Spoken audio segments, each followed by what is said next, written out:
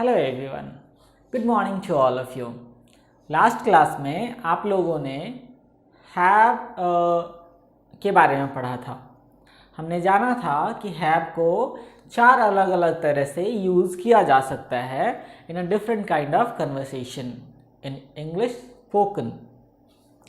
अब देखो, आप कल के क्लासेस में हम लोगों ने पढ़ा था कि जब आप हैव का यूज़ प्रेजेंट में करते हैं तो आप कैसे हैव से रिलेटेड स्टेटमेंट को बोल सकते हैं और बता सकते हैं।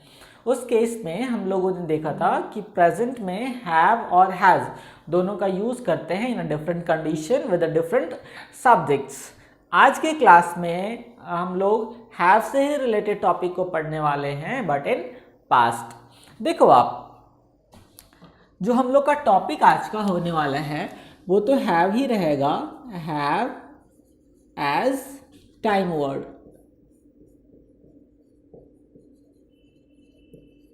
Have as time word, have का जो यूज है टाइम वर्ड के फॉर्म में हम लोग पढ़ रहे हैं। अब देखो, आप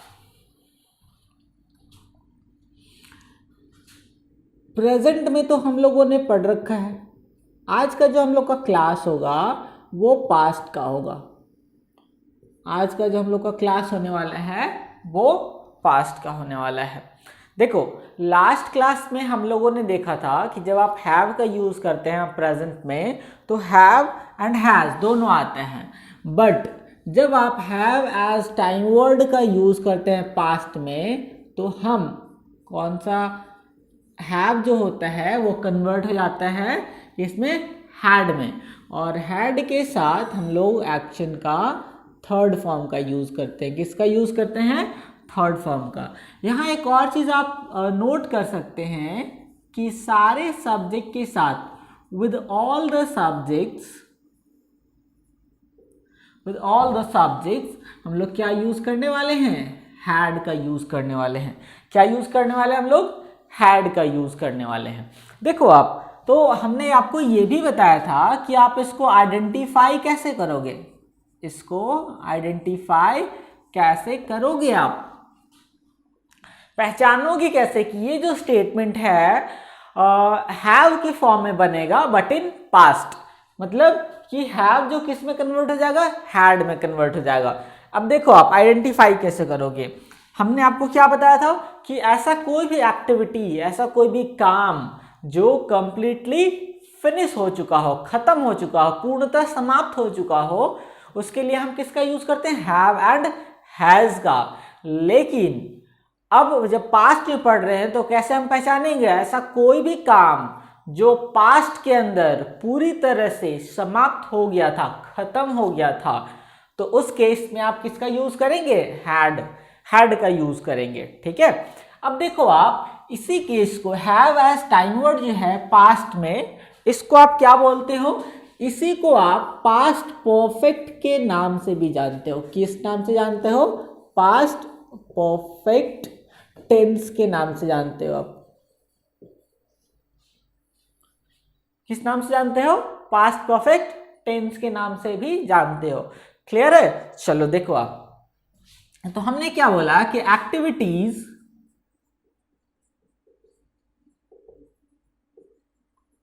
which has been finished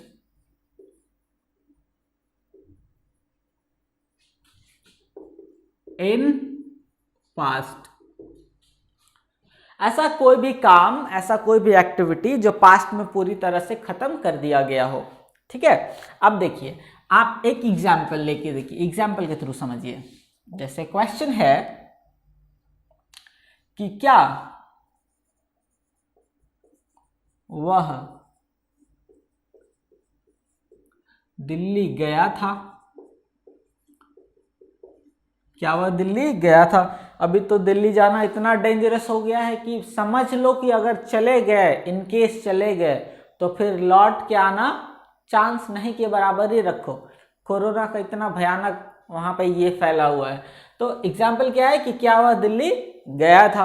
अब देखो, आप ये आपके पास क्वेश्चन है, तो देखो ना, ये यहाँ पे जो आ रहा है जो अगर आप पहले पढ़े होंगे तो आपको पता होगा कि पास्ट परफेक्ट का जो आइडेंटिफिकेशन होता है, पहचान करने का तरीका, गया था, जा चुका था, ऐसा कुछ होता है। तो ठीक है, तो देखो यहाँ पे ये क्या दिखा रहा है, ये दिखा रहा है कि कोई भी काम खत्म हो चुका था पास्ट के अंदर।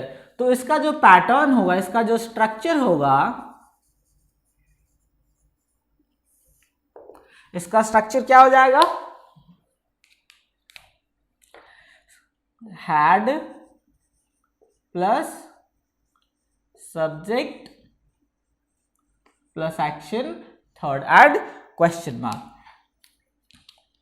देखो अब कितना इजी है। अब आप स्टेटमेंट अपना बता सकते हो क्या, हैड है तो हैड ही लिखोगे, चाहे कोई भी सब्जेक्ट हो। सब्जेक्ट क्या है, ही, हैड ही। कहाँ जाना, दिल्ली जाना। दिल्ली जाना को क्या बोलते हो आप, gone to Delhi, gone to Delhi, question mark, had he gone to Delhi. किन्हीं किन्हीं स्टूडेंट को ये प्रॉब्लम हो रहा होगा कि जो हमारा एक्शन है जाना, उसका थर्ड फॉर्म क्या होगा। देखो आपको ना यहाँ पे फॉर्म ऑफ एक्शन हमने बताया था, हमने आपको फॉर्म ऑफ एक्शन बताया था, शायद फर्स्ट और सेकंड क्लास में हमने आपको फॉर्म ऑफ एक्शन बताया था, जिसमें हमने बताया था कि there are 5 forms of action, action first, action second, action third, action fourth and action fifth. देखो आप यहां पे क्या है, एक्शन जाना, that is go. Second form क्या हो जाएगा भाई, वेंट। थर्ड फॉर्म क्या हो जाएगा, गॉन। फोर्थ फॉर्म क्या हो जाएगा, गोइंग। एंड फिफ्थ फॉर्म क्या हो जाएगा, गोज। इस तरह से जितने भी एग्जाम्पल्स होंगे, जितने भी एक्शन होंगे, यहाँ पे मैं आपको बता दिया करूँगा। और आपके पास एक चार्ट दिया गया है, सारे लोगों को दिया जा चुका है, जिनको नहीं मिला होगा वो ले लेंगे या फिर अपने फ्रेंड से हेल्प ले सकते हैं अगर उनके पास होगा तो। देखो आप उसमें जितना भी एक्शन है ना, ऑलमोस्ट एक्शन जिसका आप यूज करते हैं इन अ नॉर्मल कन्वर्सेशन, सारे के सारे उसमें मेंशन किए हुए हैं, तो आप उसका भी यूज कर सकते हो मेमोराइज करने के लिए। ठीक है, देखो तो क्वेश्चन आपसे क्या पूछा गया कि had he gone to Delhi, क्या वह दिल्ली गया था। तो आपको पता है कि आंसर आपको कैसे करना है। अगर आपका आंसर पॉजिटिव होता है और आप बोलते हैं कि हाँ वह दिल्ली गया था, देखो आप इसी को ना ऐसे भी लिख सकते हो, या हाँ वह दिल्ली जा चुका था। तो इसमें कोई अलग चीज नहीं है, दोनों एक ही चीज है। ठीक है, तो आपका जो स्ट्रक्चर होगा, आपका जो स्ट्रक्चर होगा वो क्या हो जाएगा, हाँ के लिए तो आप यस लिखेंगे ही लिखेंगे, subject plus had plus action third. अब देखो आपका स्टेटमेंट जो हो जाएगा वो क्या रहेगा, यस तो आप लिखेंगे ही लिखेंगे, यस। सब्जेक्ट क्या है, he had gone to Delhi, he had gone to Delhi, हाँ वह दिल्ली जा चुका था। लेकिन यदि आपका आंसर जो है वो निगेटिव हो जाता है, मतलब नहीं में होता है, तो आप क्या बोलेंगे, नहीं वह दिल्ली नहीं गया था, नहीं गया था। तो आपका स्ट्रक्चर क्या हो जाएगा भाई,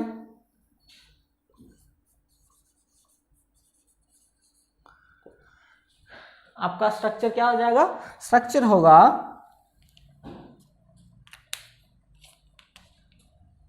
no subject plus had not plus action third. Completed, ये आपका स्ट्रक्चर हो गया।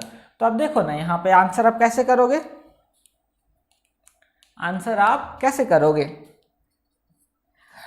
यहां से नो तो आप लिखोगे ही, no he had not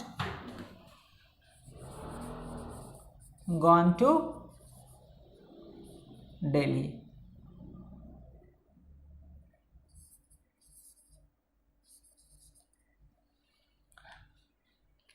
He had not gone to Delhi. Completed? चलो देखो, तो इस तरह से आप किसी भी स्टेटमेंट को बोल सकते हैं, बता सकते हैं। कुछ स्टूडेंट का क्वेश्चन आ रहा है कि सर ये तो आप ट्रांसलेशन बता रहे हैं, ये तो हम लोग ऑलरेडी पढ़ चुके हैं। तो देखो, ये छोटे छोटे बेसिक से स्ट्रक्चर हैं और स्टेटमेंट है जिनका यूज करके आप इजी कन्वर्सेशन कर सकते हो। जैसे मान लो कि आपसे किसी ने पूछा कि आप कहाँ गए थे। आपसे किसी ने पूछा, क्वेश्चन एक ले लेता हूं मैं। क्वेश्चन है कि आप कहां गए थे। ठीक है, ये क्वेश्चन आपका है कि आप कहां गए थे। तो यहां पे एक नया स्ट्रक्चर बन गया। अगर कोई भी क्वेश्चन वर्ड, देखो यहां पे एक क्वेश्चन वर्ड आ गया। अगर कोई भी क्वेश्चन वर्ड सेंटेंस के बीच में आ जाए तो उसको आप बोलते हैं WH क्वेश्चन। क्या बोलते हैं आप? WH question. अब इस क्वेश्चन को बोलने का तरीका क्या है? देखो, आपको कुछ नहीं करना है। आपका जो स्ट्रक्चर होगा, वो क्या हो जाएगा कि क्वेश्चन वर्ड, ठीक है, question word plus yes no structure plus yes no structure. अब बोलोगे कि सर ये यस नो स्ट्रक्चर क्या हो गया? तो देखो ना भाई, अभी यहां से आप ये पढ़े हो ना, अभी जस्ट पढ़े हो क्या? Question word plus yes no structure आपका क्या है? Had plus subject plus action third and question mark. यही तो है। जैसे आपसे किसी ने पूछा कि आप कहां गए थे, तो आप क्या बोलेंगे? आपको अगर पूछना होगा कि आप कहां गए थे, इसको इंग्लिश में बोलना होगा, तो क्या बोलेंगे आप? देखो, आप क्वेश्चन वर्ड पहला क्या हो गया? वेयर। कहां को आप क्या बोलते हैं? वेयर। वेयर हैड है तो हैड लिखो, सब्जेक्ट यू है तो यू लिखो, जाना को आप गॉन बोलते हैं थर्ड फॉर्म में, तो वेयर हैड यू गॉन, आप कहां गए थे। कंप्लीटेड। आप कैसे बोलेंगे? वेयर हैड यू गॉन, आप कहां गए थे। अब देखो, तो आपको आंसर करना पड़ेगा ना, आंसर तो करना पड़ेगा। तो मेरा जो आंसर है वो हम बोलना है हमको कि मैं लालपुर गया था या फिर मैं रांची गया था। मैं रांची गया था। तो ये तो आपको पता है, कैसे बोलेंगे आप? आपका क्या है? सब्जेक्ट है प्लस हैड है प्लस एक्शन थर्ड है। आप क्या बोलेंगे? I had gone to Ranchi, मैं रांची गया था। Completed. Any question do you have? चलो, हमको नहीं लगता है कि कोई क्वेश्चन होना चाहिए इसमें। तो आप इस तरह से छोटे छोटे कन्वर्सेशन कर सकते हैं। देखो, कुछ और एग्जाम्पल्स ले लेते हैं आपके लिए। जैसे कि आपसे किसी ने पूछा कि क्या कल आप रांची गए थे? क्या कल आप रांची गए थे? तो देखो, आप क्या आप रांची गए थे, पहला तो ये है, तो आप क्या बोलोगे? Had you gone to Ranchi. कब? कल ना, तो yesterday. Had you gone to Ranchi yesterday. या फिर कोई स्टूडेंट बोलेंगे कि सर यस्टरडे को पहले भी तो लगा सकते हैं। ऑफ कोर्स लगा सकते हैं, कोई प्रॉब्लम नहीं है। जैसे यस्टरडे कॉमा देंगे आप और लिखेंगे had you gone to Ranchi. तो आंसर अगर आपका होगा कि हाँ कल मैं रांची गया था, तो आप क्या बोलेंगे? Yes I had gone to Ranchi yesterday. और yesterday I had gone to Ranchi, अगर नहीं गए थे तो no, yesterday I had not gone to Ranchi. और अगर आपको लास्ट में यूज करना है तो no, I had not gone to Ranchi yesterday। Any problem do you have? नहीं होना चाहिए। चलो, अगर कोई प्रॉब्लम है, अगर कोई क्वेश्चन है तो आप मैसेज कर सकते हैं, अपना क्वेश्चन पूछ सकते हैं। तो यहाँ तक हम लोगों का कंप्लीट हो गया, इसमें कोई डाउट नहीं होना चाहिए आप लोगों के लिए। चलो, तो at the end of the session हम लोग कुछ प्रोवर्ब्स देख लेते हैं, कुछ proverbs, idiom, phrases that is the more important to use in your conversation to make your conversation better and more attractive. तो चलिए, हम लोग का जो फर्स्ट प्रोवर्ब होगा,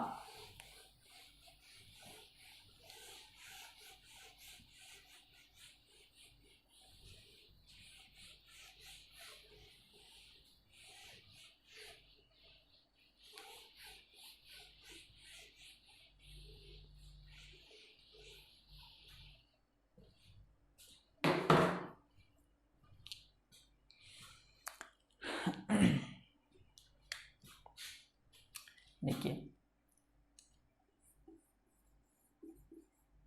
प्रोवर्ब, प्रोवर्ब का मतलब क्या होता है? कहावत। क्या होता है? कहावत। जो बाप दादा कह के मर गए हैं, हम लोग को फॉलो करना पड़ रहा है। ठीक है, देखो एक और होता है कि जो प्रोवर्ब में हम लोग जितने भी वर्ड्स यूज करते हैं या फिर जिस टाइप के सेंटेंसेस होते हैं, उसमें कोई चेंजेस नहीं होता है। जैसे कोई स्टूडेंट पूछते हैं कि सर इस वर्ड को अगर हम हटा के ये कर दे तो, या फिर इस वर्ड का इंडिविजुअल मीनिंग निकाले तो फिर क्या हो जाएगा? तो प्रोवर्ब में कोई चेंजेस नहीं होता है, वो एक फिक्स स्टेटमेंट होता है, अपने आप में एक कंप्लीट मीनिंग देता है। जैसे आप सुने होंगे कि हर किसी का एक दिन आता है, जिसको अंग्रेजी में बोलते हैं आप every dog has a day. ठीक है, तो एक स्टूडेंट का मेरे पास क्वेश्चन आ गया, क्लास में पढ़ा रहे थे, स्टूडेंट का क्वेश्चन आ गया कि सर हर किसी का एक दिन आता है, इसमें डॉग कहाँ से आ गया? तो ये एक प्रोवर्ब है जिसके अंदर एक फिक्स स्टेटमेंट होता है, एक फिक्स वर्ड को उसमें क्या फ्रेम किया जाता है, जिसको हम चेंज नहीं कर सकते हैं, वो पहले से कहा गया है। ठीक है, चलो देखो, तो एक हमारे पास प्रोवर्ब है, कहावत है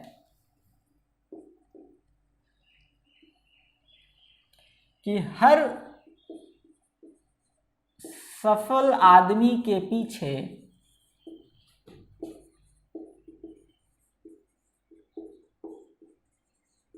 एक औरत का हाथ होता है।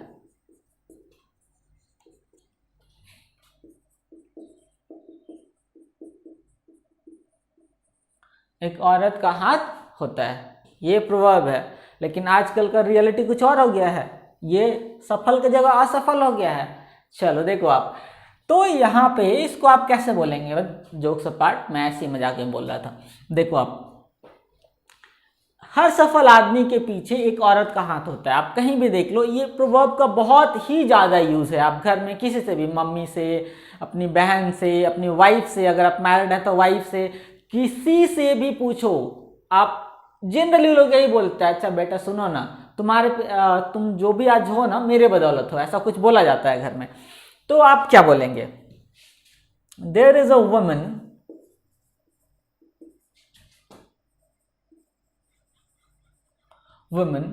behind every successful person.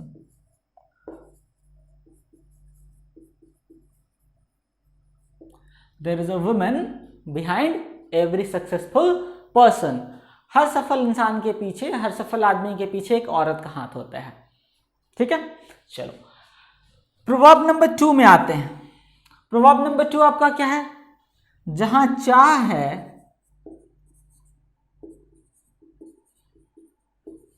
वहां राह है। देखो आप, इसका मतलब कुछ हमारे इंग्लिश मीडियम वाले स्टूडेंट होंगे जिनको नहीं समझ में आ रहा होगा। जहां चाह वहां राह, जिसको इंग्लिश में आप बोलते हैं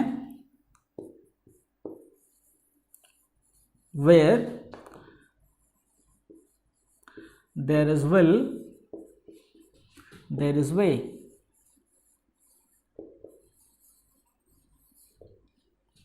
ठीक है, हिंदी वालों को तो समझ में आ गया होगा, जहां चाह है वहां राह है। लेकिन इंग्लिश वालों के लिए क्या है कि जब आप डिटरमाइंड हो तो कितना भी क्रूशियल प्रॉब्लम क्यों ना हो, आपको सोल्यूशन मिल ही जाता है। तो उसको क्या बोलेंगे आप? There is a will there is a way, where there is a will there is a way. Completed. आगे बढ़ो, नंबर 3 में आ जाओ आप। प्रोवर्ब नंबर 3, आंखों का तारा होना।